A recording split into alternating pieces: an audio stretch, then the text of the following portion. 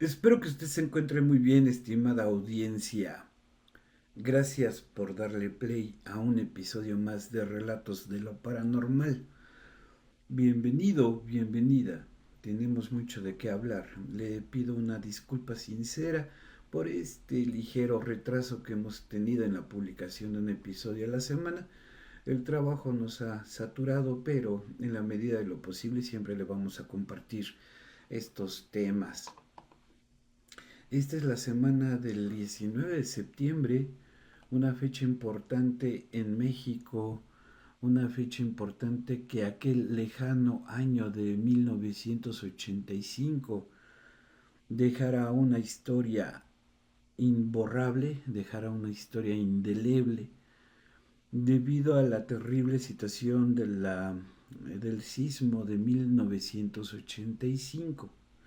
19 de septiembre de 1985 generó un gran caos en la Ciudad de México y en gran parte del país, aunque pues el centro del caos fue el entonces Distrito Federal, ahora Ciudad de México. Bueno, 1985 a la fecha, han pasado muchos años, sin embargo los ecos de aquella situación han quedado grabadas en la historia de la sociedad mexicana.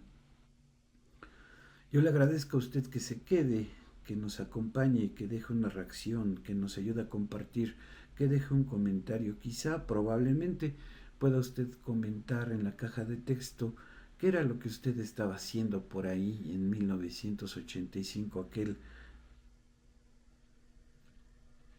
aquel 19 de septiembre. De repente me quedo con pausa, hay ciertos ruidos, de repente en lo que produzco, grabo y realizo este episodio. Usted disculpe, para saber si suspendemos, seguimos o grabamos. Usted sabrá.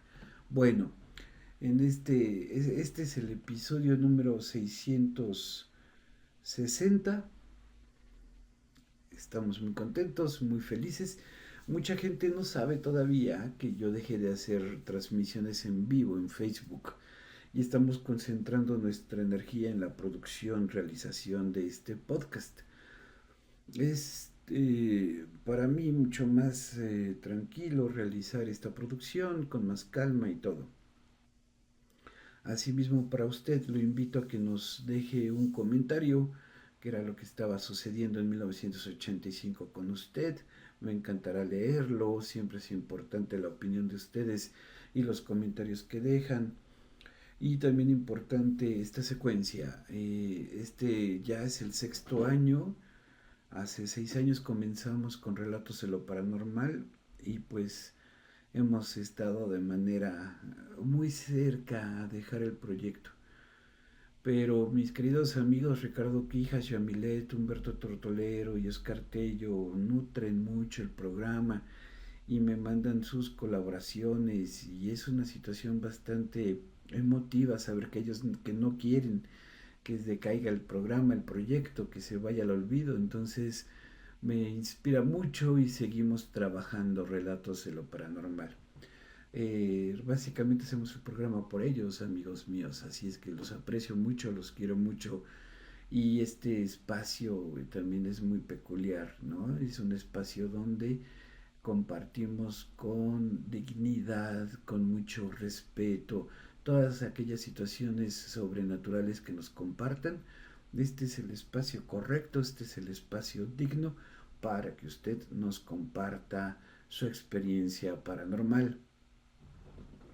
Ahora bien, vamos a iniciar este episodio con una experiencia muy peculiar, una experiencia donde las relaciones amorosas pueden llegar a cierto punto en el ir y venir, en el que ella o él deciden hacer uso de recursos del esoterismo, del ocultismo, de la brujería, eh, qué sé yo, de algunas otras instancias. Hay personas que se quedan muy resentidas cuando termina una relación, hay personas que utilizan ese resentimiento, lo catalizan, lo metabolizan en odio, en un resentimiento incontrolable. buscan personas que puedan causar daño y manifestar a través de la energía situaciones y problemas. ¿A usted le ha pasado? Me gustaría saber si es así para que nos dé permiso de compartir su experiencia en Relatos de lo Paranormal. Por mientras esto pasa, escuchemos este relato donde un caballero padece una situación bastante complicada después de una ruptura emocional. Vamos a escuchar a mi querido hermano Ricardo Quijas. Yo regreso. Muchas gracias.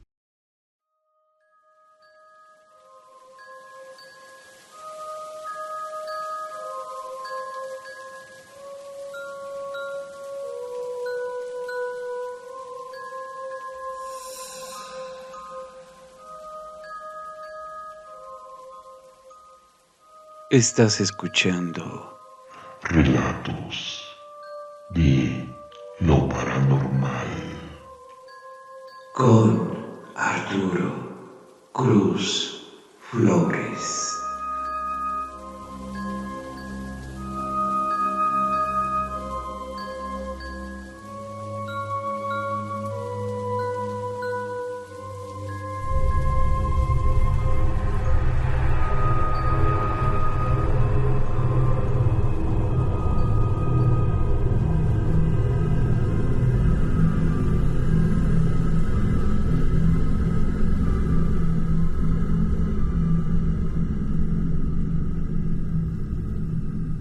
¿Qué tal? Muy buenas noches, amigos de Relatos de lo Paranormal. El día de hoy quiero compartir con ustedes una experiencia que me compartió un sobrino de un compañero de trabajo, el cual hace ya como 10 años me decía que tuvo un noviazgo con una chica que era de Veracruz, de la cual se enamoró estando estudiando en la universidad, con quien convivió muchos años, primero como amigos y ya después el noviazgo llegó, pues sorprendiéndolos a ambos, prácticamente se podría decir así, ¿no? Y bueno, después de eso pasaron 3 años en los cuales pues no hubo ningún problema, todo iba bien entre ambos, entre él y ella, pero posteriormente empezaron a venir los celos por parte de esta chica hacia esta persona. Y después de muchos problemas a causa de esos celos por parte de ella, pues este chico decide cortar la relación, para lo cual pues la cita y hablan al respecto de la situación, y a final de cuentas el resultado fue que terminaron su noviazgo y todo parecía ir, digamos, pues normal, sin ningún problema. Pero resulta que este chico me dice, poco a poco empezaba a notar cosas muy extrañas, ya que él estudiaba en la capital, en Pachuca, del estado de Hidalgo, en México, y pues rentaba un pequeño departamento para poder ir a sus clases sin ningún problema. Pero resulta que de repente, después de cortar la relación con su exnovia, a veces encontraba montones de sal, pequeños montones de sal afuera de su puerta del departamento que rentaba. Y aunque él la recogía, la limpiaba, pues a los 2 o 3 días volvía a aparecer ese extraño montículo de sal afuera de su puerta. Después, posteriormente, y de manera muy extraña, él notaba que en la ventana de su recámara, sin motivo aparente, se juntaba un enjambre de moscas, sobre todo. Y esto también empezaba a suceder de manera seguida, porque él, a pesar de que limpiaba sus ventanas y no dejaba ningún rastro de comida o algo por el estilo, o ningún olor extraño, A pesar de eso, se juntaban este enjambre de moscas, pues, las cuales ahuyentaba con agua, las quitaba, pero pues aún así también en los días sucesivos volvía a pasar este fenómeno o esta situación tan extraña. Otra de las situaciones que él llegó a notar y que lo asustó bastante fue que después de ir a clases, al regresar ya en la tarde noche al departamento que rentaba, encontraba todo pues en desorden, como si alguien hubiera entrado a su lugar y hubiera empezado a tirar las cosas sin ningún sentido.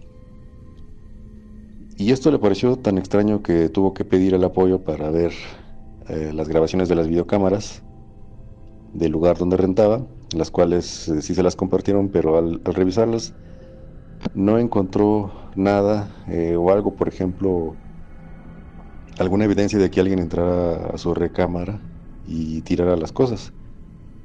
Entonces se descartó completamente el hecho de que alguien tuviera a lo mejor una copia de la llave y entrara y también hiciera todo ese desorden, pero no. En efecto, no, nunca, nunca se vio en el video a alguien que entrara y tirara las cosas. Eso también sucedió muchas veces. Y también cuenta que en ocasiones en la noche cuando se disponía a ver la tele ya para descansar y dormir, pues de repente la televisión empezaba a emitir como ruido blanco, o sea, como si se perdiera la señal.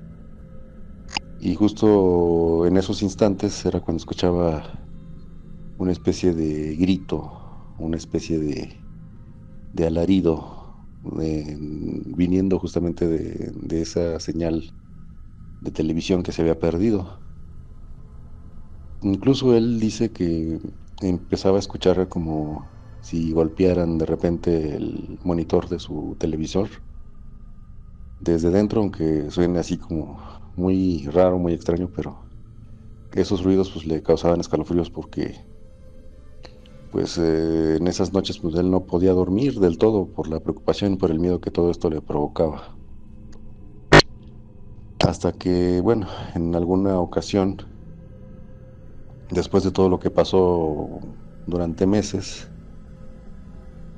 él cuenta que manejando en la carretera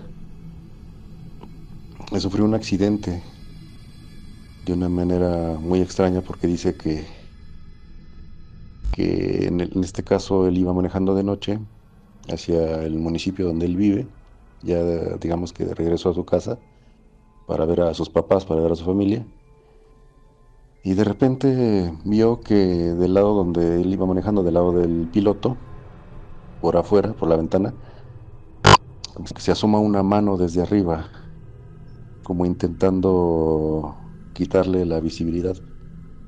Entonces esto pues lo asustó mucho porque pues él no recuerda que hubiera alguien arriba del vehículo, o hubiera algo, si hubiera escuchado algún ruido o algo por el estilo, pero dice que vio esa mano y por ende se asustó tanto que perdió el control, terminó derrapando y volteando su vehículo, pero afortunadamente sin daños de fuerza mayor, y él pues sobrevivió al accidente. Y todo esto, bueno, pues sí lo sufrió pues por bastante tiempo, hasta que después de algunos meses se entera de que su exnovia pues practicaba la brujería y que por iniciativa de ella pues empezaron a suceder estas cosas por algunos maleficios que a lo mejor ella hizo, pues le pasaban estas cosas a este chico. Después de un tiempo se entera de que, bueno, por terceras personas, que esta chica fallece en un accidente, y a partir de ahí pues ya no empezó bueno, empezaron a quitarse todas estas cosas, ya no pasaba lo que les comentaba y por fin pudo descansar tranquilamente, pero mientras, pues a causa de esta chica que practicaba la brujería, pues sufrió bastantes situaciones paranormales, los cuales le provocaron graves problemas de salud, pérdida de peso, mucho insomnio, y que bueno, él siente que por poco ya acaban con su vida, pero esa fue la situación alarmante y espeluznante que le sucedió, y que bueno, por ahora pues ya se encuentra en mucha mejor condición después de esta pesadilla y todo lo que vivió en su momento. Pero bueno, esto fue el relato, la experiencia que tuvo esta persona. Así que pues espero que les haya agradado este relato. Y me despido por lo pronto, no sin antes desearles a todos una excelente y escalofriante noche. Muchas gracias. Estás escuchando Relatos de lo paranormal. con Arturo Cruz Flores. Mi querido hermano Ricardo Quijas, te agradezco como siempre un aporte más de una increíble historia que nos has hecho llegar para compartirlo con una audiencia de Relatos de lo Paranormal Radio.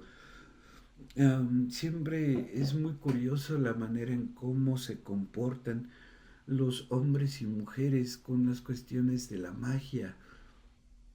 Se ha sabido, incluso hay testimonios en video, donde muchas mujeres también buscan perjudicar a los hombres, a los caballeros. Hacen cosas increíbles, desde la situación en la que eh, puede haber una situación en la que a través de algún sortilegio, de algún artilugio, las damas busquen que el caballero no tenga movimientos de elevación y esa actitud varonil quede disminuida o desaparecida. Y aparte, pues es con mucha seña. Muchas mujeres han buscado que el caballero en cuestión no tenga emociones con otras mujeres más que con ella. Y la historia se repite a lo largo y ancho del país.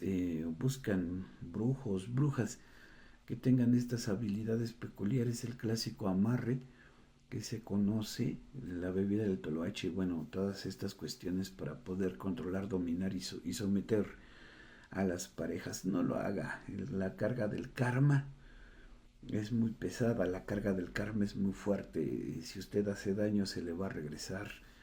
Entonces, yo digo, yo opino, yo comento, es mi sana opinión, que eviten hacer este tipo de cuestiones, ¿no? Dejen lo que fluya. Si algo ya terminó, por la santa paz que ya termine y cada quien a lo suyo. Gracias Ricardo Quijas por esta historia. Y bueno, sin lugar a dudas, la impecable situación de la energía nos llama mucho la atención en todos los aspectos. Hemos estado siempre al pendiente de los relatos y experiencias que nos han mandado y pues siempre agradecido. Ya que estamos en el marco del aniversario del sismo de 1985, eh,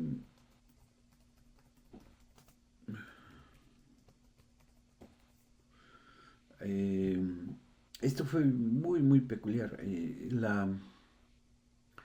Yo recuerdo todavía estar en esta casa en 1985 y sentir la experiencia de la vibración cuando nos estábamos preparando para ir a la escuela primaria. Se registró en la historia del país que fue a las 7:19 de la mañana el nivel de poderío eh, fue de 8.1 en la historia, en el 8.1 en la escala de Richter.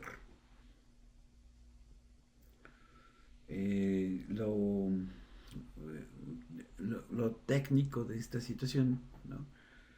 Se realizó en las coordenadas 18 grados 11 minutos norte, 102 grados 32 minutos.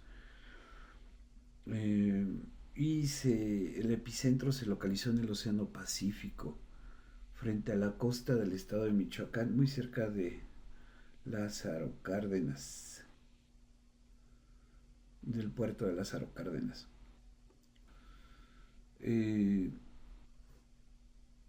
La situación pues provocó ya en estos 40 años, en aquel entonces, una situación de caos y destrucción lamentable, ¿no? Grandes edificios de la capital, del Distrito Federal en aquel entonces,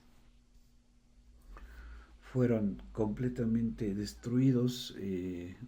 La cantidad y la cantidad y la cantidad de víctimas que quedaron sepultadas bajo las toneladas de los edificios y las construcciones fueron lamentables. Se estaba jugando la 13ª Copa Mundial de Fútbol en la FIFA, y pues había una crisis económica, la de 1982. Miguel de la Madrid era presidente en esa época. Entonces la sacudida fue sorpresiva. A todo el mundo nos cayó de una manera impresionante. Bueno, vamos a escuchar el siguiente aporte que mi querido hermano Oscar Tello nos manda. Le recuerdo, Ricardo Quija se encuentra en Pachuca Hidalgo, en la Bella Airosa. Mi querido hermano Oscar Tello nos manda este aporte desde Guadalajara, Jalisco. Vamos a escuchar Historias del Sismo de 1985 y enseguida regresamos.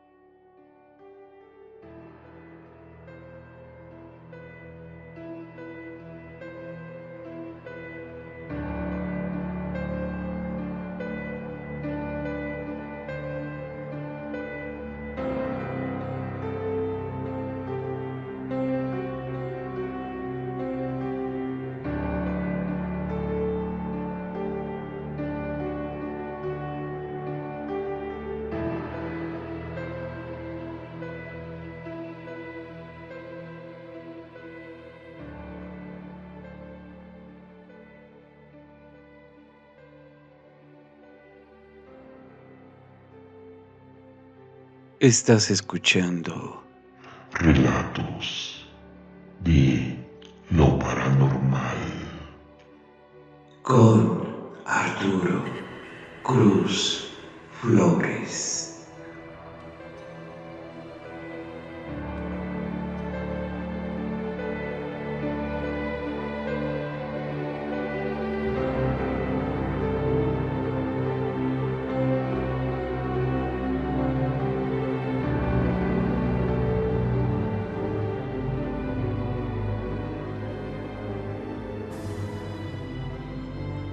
...19 de septiembre.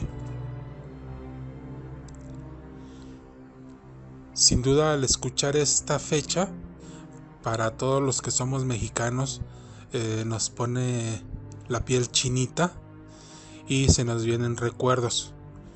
Quizá para los que no son de México, puede no significar tanto, no conocer tanto la fecha.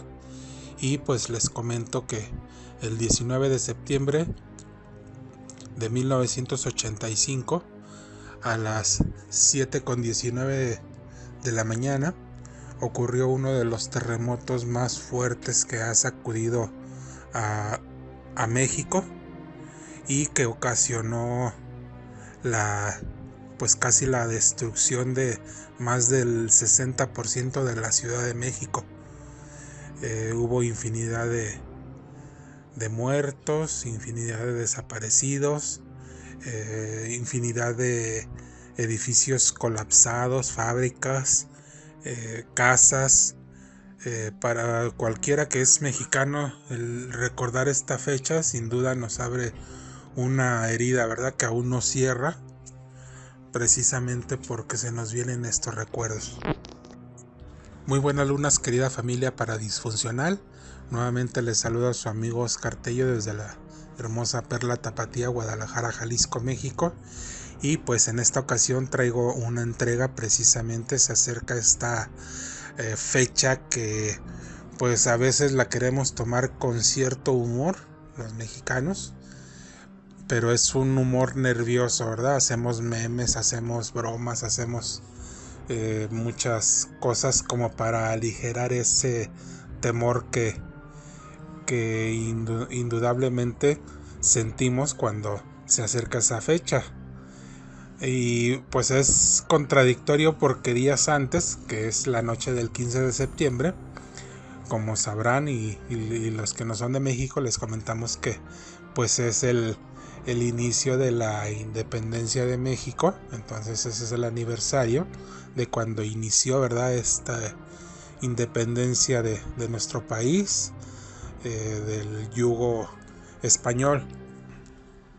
Entonces pues bueno, de por sí nosotros los mexicanos cualquier fecha la utilizamos para celebrar y para hacer fiesta y para hacer reuniones y todo, ¿verdad? Pero esta vez pues sí se celebra esta fecha del 15 de septiembre, que es la noche mexicana, que le llamamos aquí, con una gran algarabía. Entonces pues acabamos de pasar, digamos, estas fechas alegres y nos acercamos precisamente a esta fecha que pues es todo lo contrario. Hasta se siente un ligero cambio de frecuencia en todas partes, precisamente porque no ha sido una sola vez, sino que han sido 2 veces que en la misma fecha ha habido terremotos en la Ciudad de México. Una que fue la de 1985 y la otra que fue en 2017. Entonces pues sí es una fecha que sí nos empieza como a preocupar cuando ya estamos reponiéndonos de la fiesta mexicana, y pues ahora seguimos con esto, pero que pues ahí la hemos ido sobrellevando, y sobre todo que pues buscamos a veces esconder el temor, esconder el miedo, esconder la preocupación, pues con chistes, con alegrías, con cosas más chuscas, ¿verdad?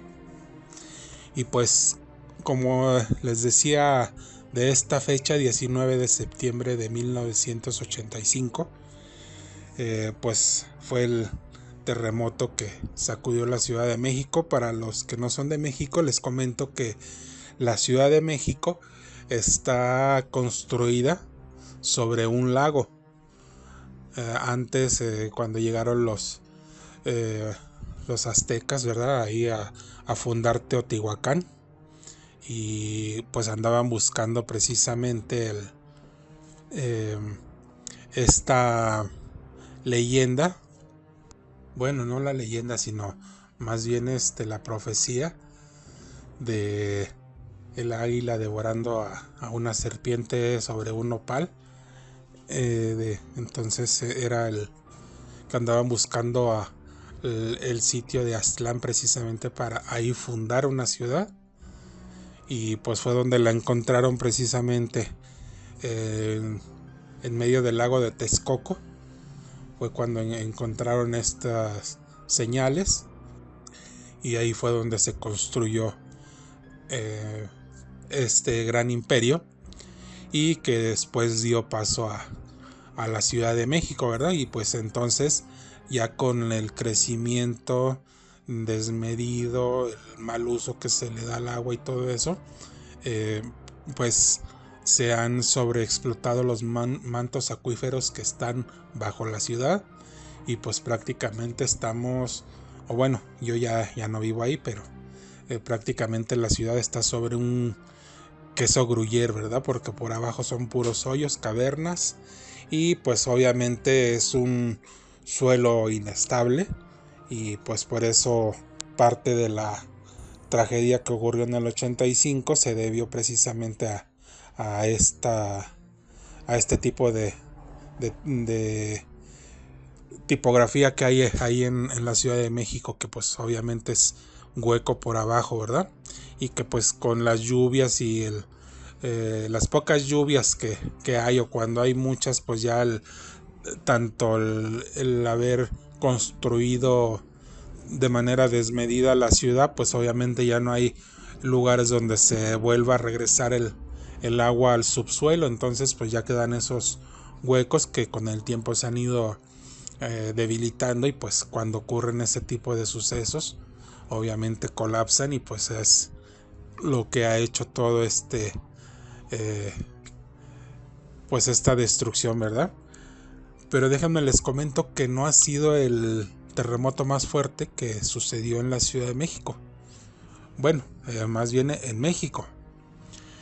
Hubo uno que sucedió en 1932 entre las costas de Jalisco y Michoacán, que tuvo una magnitud de 8.2 grados en la escala de Richter. Y pues obviamente ha sido ese el más grande, el más fuerte que se ha sentido. Afortunadamente, por la época en la que fue y pues digamos la poca densidad de población, no hubo tantas pérdidas humanas como en esta ocasión, que ya con la urbanización y con la construcción de mega edificios, pues obviamente sí fue más catastrófica. El terremoto de 1985 fue de 8.1, perdón, al igual que en el 2017 en Chiapas, que esa fue el que llegó a la Ciudad de México, que también hubo algunos derrumbes de edificios y algunas pérdidas humanas. En el 2017, perdón, ahí fue también de 8.2 en Chiapas, que ahí en Chiapas sí tiró varios edificios, iglesias, y sí fue un poco más destructivo allá que aquí en México, pero aunque también pues se llevó su parte, ¿verdad? Y pues bueno, ya saben que después de los datos culturales pues entramos a lo que nos gusta, ¿verdad? Los relatos. Y en esta ocasión les voy a contar un relato de una compañera. Ahora sí que fue del primo de un amigo. Esta doctora está trabajando, es compañera mía, y ella me cuenta que estuvo trabajando en la Ciudad de México y conoció este relato por su jefe, que era uno de los doctores de ahí de uno de los hospitales, del Hospital México, que precisamente ahí fue donde lo conoció, y comenta que este doctor, dice, ha sido uno de los doctores más profesionales que yo he tenido el gusto de trabajar. Profesional, consciente, humano, o sea, cosas que la mayoría de los doctores no tienen, pero no sé si también sea alguna materia esa que sean muy deshumanizados, pero bueno, eso es otro tema. El punto es que este doctor, durante el tiempo que lo conoció, dice, jamás faltó y jamás llegó tarde al trabajo. Entonces, que por eso cuando pasó esto fue una de las cosas que más le impactó y le alegró. ¿Sí? Porque le comenta este doctor, pues lo mismo, él vivía con su esposa, con su familia, su hija y todo, y efectivamente siempre se paraba temprano, se arreglaba para llegar puntual al trabajo, ¿verdad? Y resulta que en esta ocasión, el 18 de septiembre, se fueron a dormir, y que como a las 3 de la mañana empezó a oír ruidos.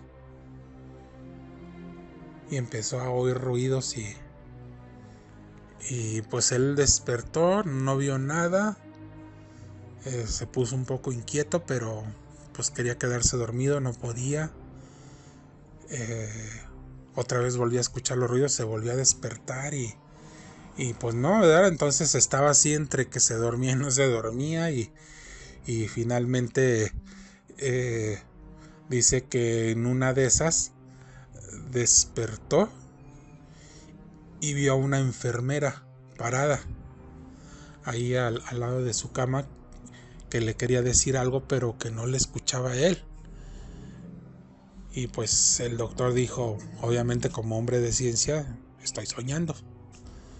Y no se podía mover y pues dice, tengo la falta de oxígeno, no me ha llegado al cerebro y por eso no llegan las órdenes a mi cuerpo y mi cerebro ya despertó pero todavía no manda las señales a mi cuerpo, o sea, dando su explicación científica, ¿verdad? Pero pues no se podía mover. Veía a la enfermera ahí a un lado de él que le hacía señas como que se detuviera, como pues no, él no entendía exactamente, que nada más interpretaba, ¿verdad? Y pues quería hablarle a su esposa que estaba ahí a un lado y pues total que no la podía despertar. Comenta que pues él siente que pasó mucho rato, ¿verdad?, en esta situación, hasta que por fin se puede mover. Prende la luz y obviamente pues la enfermera no está, no hay nadie. Y pues la esposa también así medio despierta y ¿qué pasó? No, pues es que me pasó esto, y muy alterado él. Y pues también la señora, no, pues has de haber estado soñando, descansa, todavía te falta un poquito más para que duermas, para que sea la hora que te levantes. Y pues efectivamente se queda dormido, y se queda dormido de más. Entonces cuando él despierta, obviamente ya se le pasó la hora, porque él se levantaba a las 6, entonces ya eran cuarto para las 7. Y pues en friega se levanta, empieza a arreglarse y todo. El punto es de que exactamente cuando va a salir de la casa, empieza a temblar. Y pues entonces se regresa ahí con su familia, apenas acababa de salir de ahí de su casa, se regresa con la familia y pues les dice, no se preocupen, no se asusten, ahorita pasa. Y pues empieza a sentirse más fuerte y pues total que ya no pudo salir. Prende las noticias, ve que pues no hay señal y pues sale así tantito a la calle y pues se empieza a dar cuenta de la magnitud, ¿verdad?, de este terremoto. Y pues su familia está asustada total de que pues no puede irse, ¿verdad? Y de ni modo de dejarlos ahí, pero él está con el pendiente de pues de su trabajo y de sus compañeros y de sus pacientes y o sea, está entre el deber y con la familia y con su trabajo, ¿verdad?, con su profesión. Y pues ya total que se queda ahí, pues ya conforme empezó a haber un poco de comunicación, hablan al hospital y le dicen, no, tú quédate con tu familia, ahorita pues no se puede hacer nada, estamos está esta situación muy grave, entonces quédate ahí. Y total que está unos días ahí, pero pues no aguanta más, y ya como ya vio que su familia está bien, está estable, está segura, dice, me voy al trabajo. Y resulta que llega ahí al hospital. Y pues en el hospital, en el área que él estaba, que era a un lado del área de ginecología, cayó la mayor parte del edificio. Entonces pues se da cuenta de que si no hubiera sido despertado por la enfermera y no lo hubiera estado entreteniendo para dormir, él se hubiera levantado a su hora, se hubiera ido a trabajar y pues obviamente no la hubiera contado porque estaba, o sea, todo ahí derrumbado y pues obviamente no hubo sobrevivientes ahí en esa área. Entonces pues él sin más empezó a ayudar a rescatar pues a sus compañeros, a sus compañeras, a sus pacientes y pues ya como pues nos hemos dado cuenta, sí hubo varias cosas que sí alcanzaron a rescatar a mucha gente y pues ya entre sus compañeros empezó a decir de esa enfermera, empezó a ver a las enfermeras y les empezó a preguntar por una enfermera que era así asado y pues según le contaron que esa enfermera había trabajado pero hace muchos años, que ya tenía más de 15 años muerta. Entonces pues siempre se quedó con con ese agradecimiento, ¿verdad? A ese espíritu que le fue enviado precisamente para detenerlo, que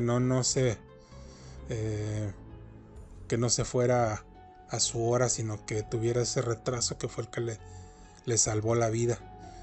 Y hasta la fecha pues él sigue comentando esta anécdota y siempre ha estado muy agradecido y con mayor razón pues trata muy bien a todas las enfermeras, ¿verdad? Y pues esta fue la historia que me contó una de mis compañeras, precisamente porque les comenté de este gran programa que es Relatos de lo Paranormal Radio, y pues que estamos haciendo precisamente, bueno, yo recabando información, recabando relatos, y en esta ocasión pues relacionado precisamente a septiembre, que pues sin duda son la fecha más significativa, ¿verdad?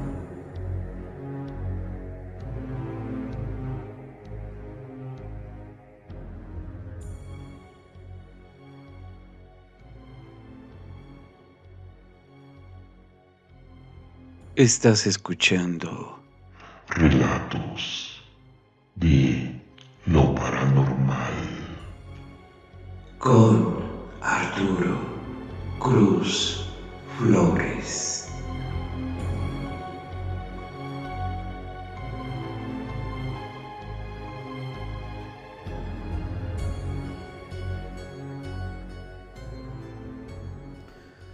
Mi amigo Oscar Tello, te mando un gran abrazo, hermano, muy fraternal. Y, y además estoy infinitamente agradecido contigo por habernos compartido estas increíbles historias de 1985. Pasaron muchas cosas muy tristes donde la fuerza de la naturaleza dejaba sentir todo su poder y esa frustración tan grande, tan enorme, que era no saber qué estaba pasando con tu familia en las diferentes delegaciones de la Ciudad de México, en los diferentes fraccionamientos, en las viviendas, que se había convertido en un total caos. Tengo muy marcada esa fecha, tengo muy marcada, aunque voy olvidando mucho de mi pasado, lo voy almacenando en el disco duro interno, muy interno, pero sí 1985 me recuerda mucho esa sacudida, sobre todo la serenidad que mi querido y amado padre, que en ese entonces nos acompañaba en vida, eh, fue admirable la manera en cómo trató de calmarnos a mi mamá, a mi hermana y a mí en esa mañana del 19 de septiembre. Fue memorable, ¿no? Y aún recuerdo la tranquilidad y calma que él nos intentaba inyectar a todos. También quiero mandar saludos a mi querida novia, a mi querida preciosísima novia Gaby. Acabamos de cumplir 4 meses de estar juntos. Muchas gracias por tanto cariño, ternura y magia en este tiempo. Muy agradecido, muy contento también por tanto amor. También nos queda parte de la historia del sismo, lo que sucedió en 2017. Todavía no conforme de que la gente apenas estaba hace 40 años. La situación estaba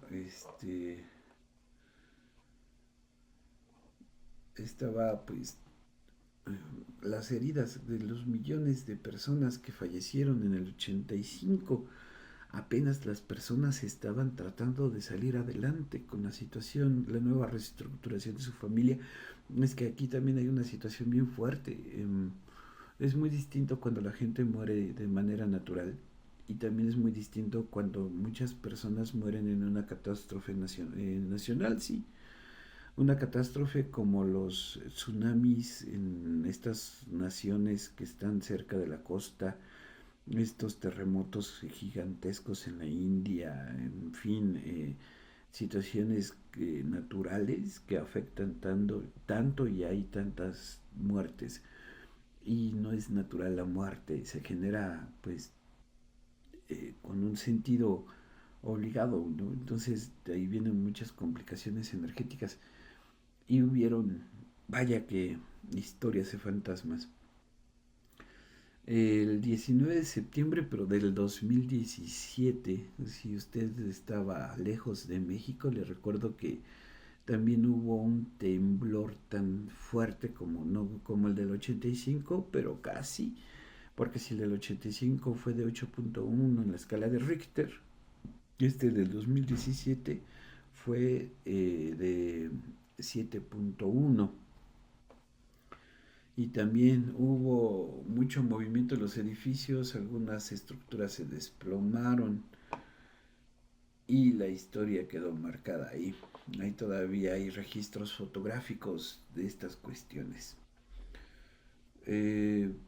Vamos a escuchar a continuación el aporte que nos ha hecho mi querida hermana, mi querida amiga, mi queridísima, amiguísima Yamilet desde Durango.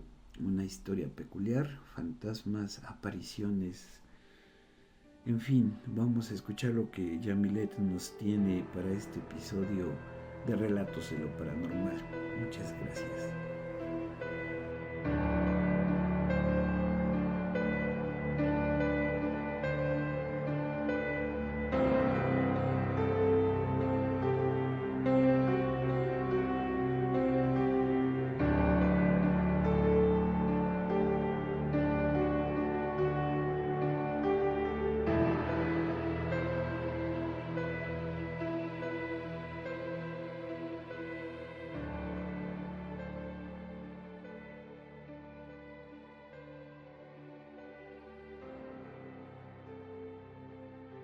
Estás escuchando Relatos de lo paranormal con Arturo Cruz Flores.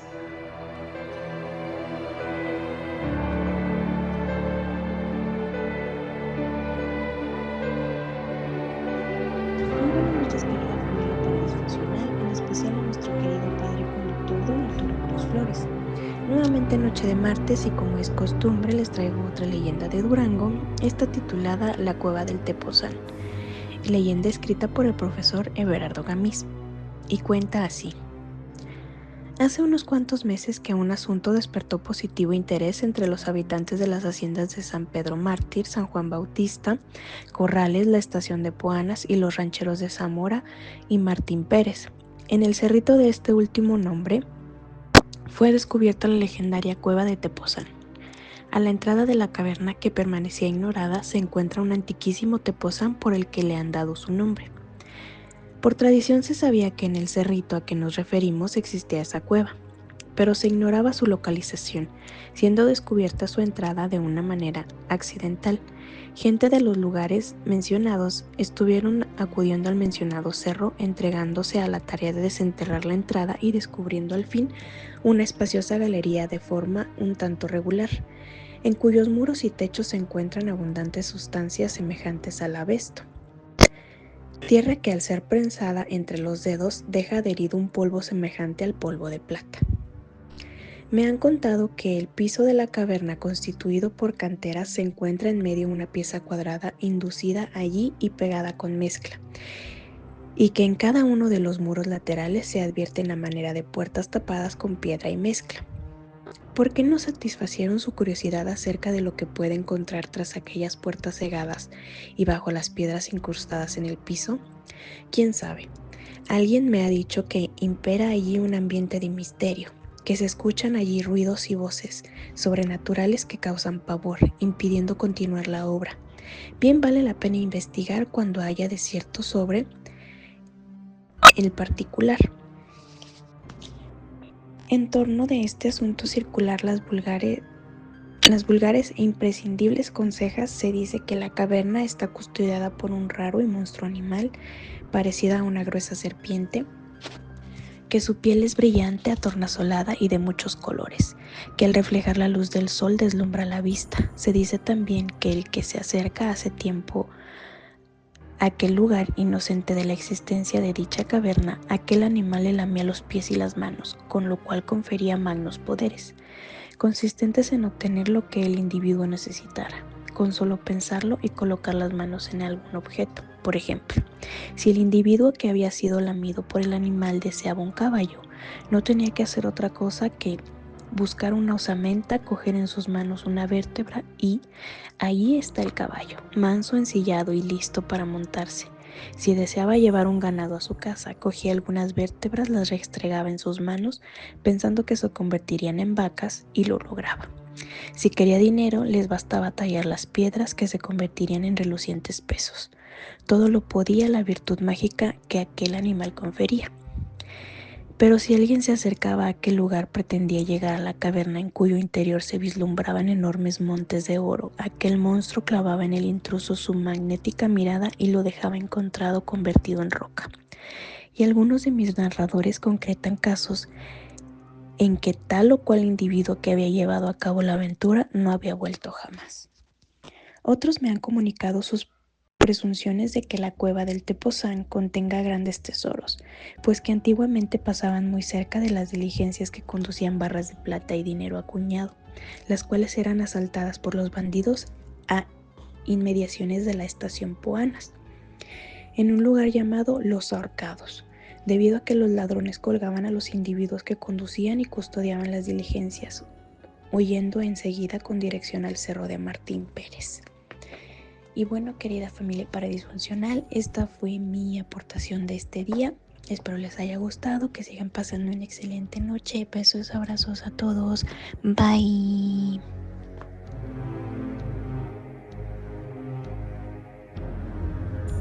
Estás escuchando Relatos de lo paranormal. con Arturo Cruz Flores.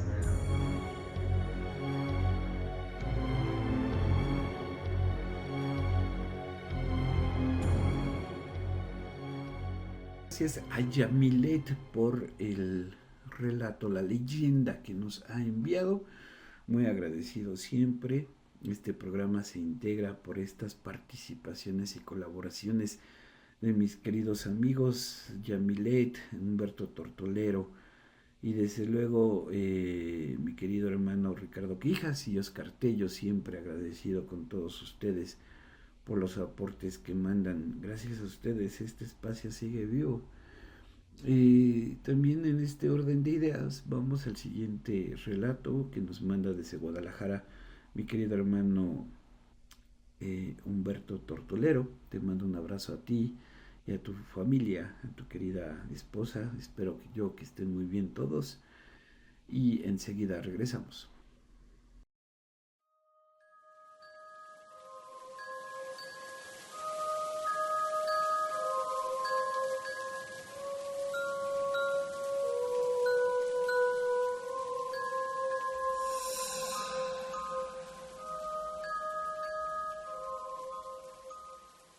Estás escuchando Relatos de lo paranormal. con Arturo Cruz Flores.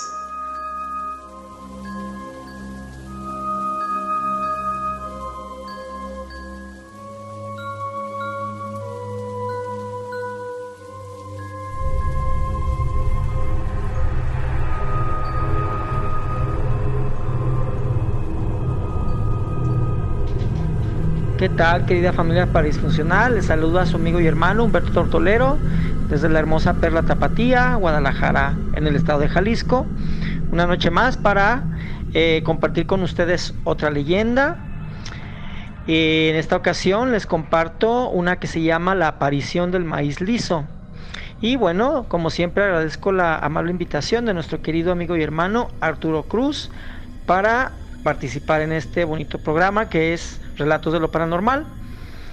Y pues bueno, esta leyenda tiene como escenario la hacienda de El Cabezón, del municipio de Ameca, Jalisco.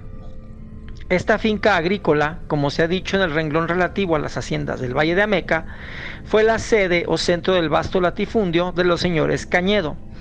Se cuenta que corría el año de 1866, época en que nuestra patria tenía más de 5 años soportando y combatiendo la invasión de las huestes francesas de Napoleón III y la imposición a nuestro pueblo del rubio emperador austriaco Fernando Maximiliano de Habsburgo, así como la fuerte presión de los traidores mexicanos, colaboradores del espurio imperio.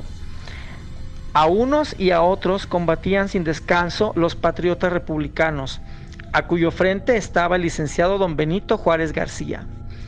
La totalidad de nuestro territorio estaba convertida en un extenso campo de batalla, fenómeno social aciago que había influido grandemente en la reducción de las áreas de cultivo. La mayoría de los hacendados, por temor a los peligros y a los horrores de la guerra, se habían concentrado en las grandes ciudades y, por otro lado, miles y miles de campesinos se habían ido a enrolar en las tropas del ejército republicano, dando como resultado que la agricultura estuviera punto menos que abandonada y con ello los alimentos estuvieran escasos y una terrible hambruna se dejara sentir en nuestro país.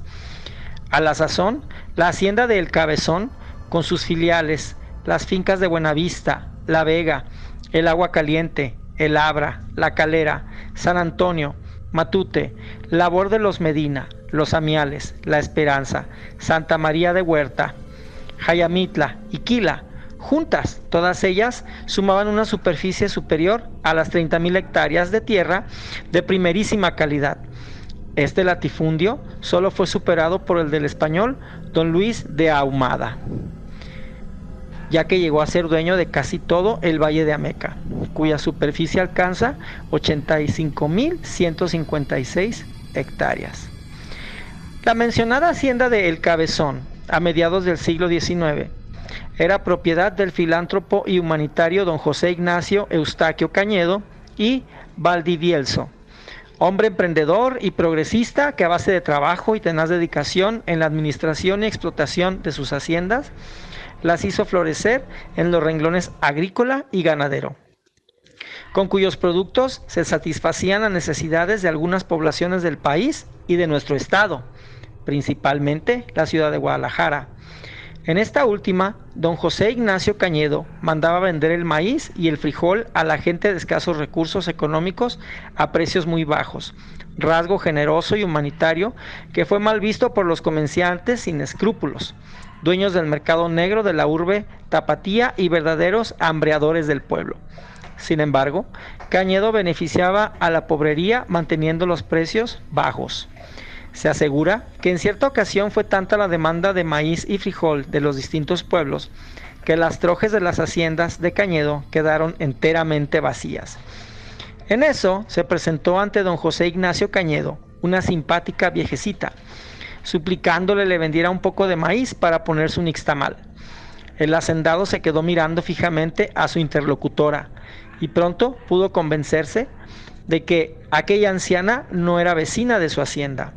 Al parecer, por el timbre de su voz, por sus modales y su manera de vestir, lo hicieron presumir que esa mujer era arribeña, es decir, de la región de los Altos, cosa nada extraña para él, ya que debido a la escasez de alimentos, frecuentemente llegaban a su hacienda gentes de todas partes en busca de trabajo y sobre todo de alimentos.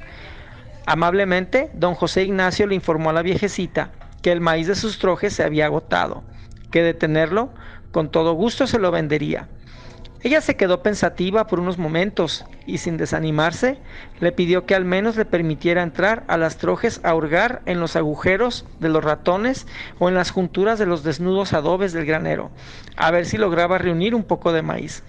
Cañedo accedió y le ordenó al trojero le abriera las puertas de las trojes y dejara entrar a la necesitada señora. El empleado cumplió al pie de la letra las órdenes que le dio su amo, y una vez que la viejecita comenzó a pepenar granos de maíz dentro de las trojes, se retiró a cumplir con la tarea que le había sido asignada, consistente en remendar y coser la costalera que por el constante uso se había roto o descosido. Debía dejarla lista antes de que se iniciaran las próximas cosechas de maíz y de frijol de temporal. De la anciana no se volvieron a acordar ni el trojero ni el señor Cañedo. Al día siguiente, el hacendado dispuso que dentro de las trojes recientemente desocupadas se guardaran más de 400 arados juntamente con sus respectivos aperos, ya que sería hasta el mes de octubre cuando se volverían a ocupar en las labores de barbechos, siembras y garbanzos y de trigo.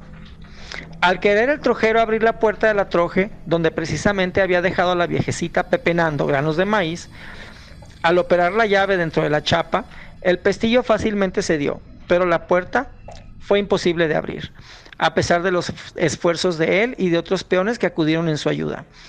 Enterado el dueño de la hacienda del percance ocurrido con la puerta, ordenó a sus carpinteros que con sus herramientas trataran de romper los goznes y así dejar libres las entradas. Así lo hicieron, pero cuando rompían los últimos goznes, la puerta se vino abajo y detrás de ella un verdadero torrente de granos de maíz, pues el granero estaba lleno hasta los topes. Esa semilla correspondía a una variedad jamás conocida, ni en el Cabezón ni en el Valle de Ameca. Eran unos granos un tanto más transparentes, brillantes y aperlados, al que se le llamó el maíz liso. Se cuenta que ese mismo día, del asombroso descubrimiento, la imagen de la Virgen de la Purificación, más bien conocida con el nombre de la Candelaria, y que desde el año de 1572, en que los señores don Pedro de Cabezón y su esposa doña Catalina Jurado eran dueños tanto de los terrenos del Tepetate como de los de la estancia de Puercos de Cabezón, se ha venido venerando en la capilla anexa a la casa de la hacienda de El Cabezón. Amaneció con un primoroso collar de perlas en su cuello y que sus cuentas semejaban a los granos de maíz liso aparecido. Los vecinos de la hacienda creyeron de buena fe que la viejecita de la leyenda que fue en busca de maíz había sido la misma Virgen de la Candelaria. Y bueno, pues querida familia paradisfuncional, esta es la leyenda de el maíz liso. Y bueno, pues obviamente se rescata que pues esta viejecita a quien se le atribuye este milagro, pues obviamente lo hizo en forma de un premio a este hacendado que pues daba precios accesibles a la gente que tenía escasos recursos, ¿no? Para que pudieran alimentarse.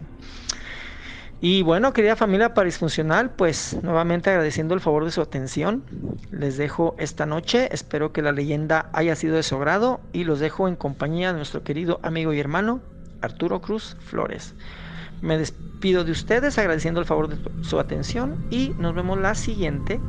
Hasta luego, pasen una bonita y escalofriante noche.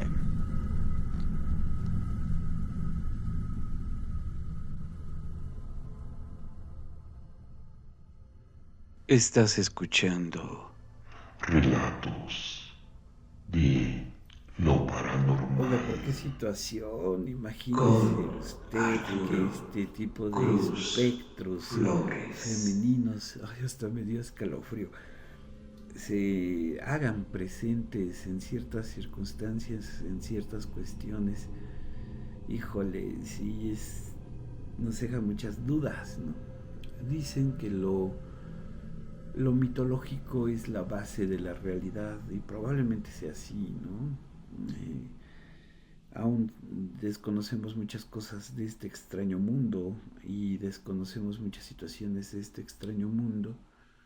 Entre el puente del mundo de los vivos y el puente del mundo de los muertos. Aún hay especulaciones, aún hay análisis, aún hay reflexiones. Vámonos porque tenemos todavía muchos compromisos pendientes. Yo le agradezco a usted que me deje un comentario, siempre es valioso para esta producción, para este locutor, estar al pendiente de sus opiniones y comentarios. ¿Qué estaba usted haciendo en 1985? Me gustará leerlo, poner atención.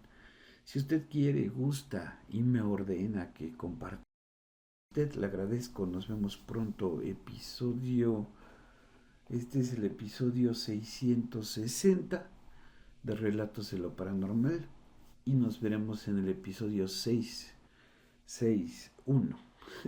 Muy cerca del 666. No pensaba que fuéramos a llegar, pero casi estamos cerca. Muchas gracias, que estén ustedes muy bien. Cuídense.